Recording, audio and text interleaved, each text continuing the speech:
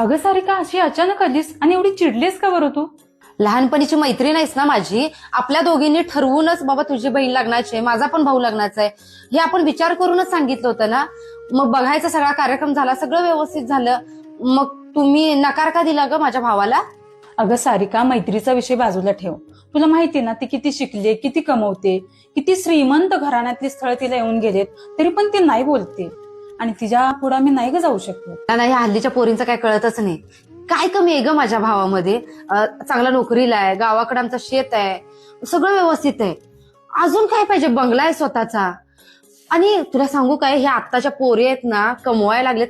अगं त्यांना सगळीकडे आरक्षण दिलेत, शिकून ते पोरगी शिकली, प्रगती झाली, सगळं त्यांना पोरी गेल्या शिकून पुढं.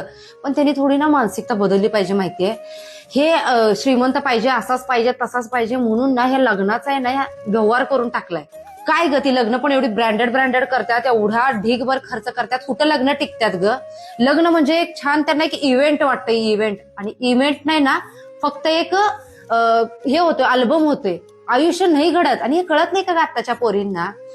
लाईफ पार्टनर निर्व्यसनी असू दे, ते पोरग चांगलं साथ देणारं असलं की यांना लग्न करायला काय प्रॉब्लेम आहे? सगळ्याच गोष्टी काय पैशाने विकत घेतात का? यांना उपाशी थोडीच ठेवणार आहे की का संपत्ती?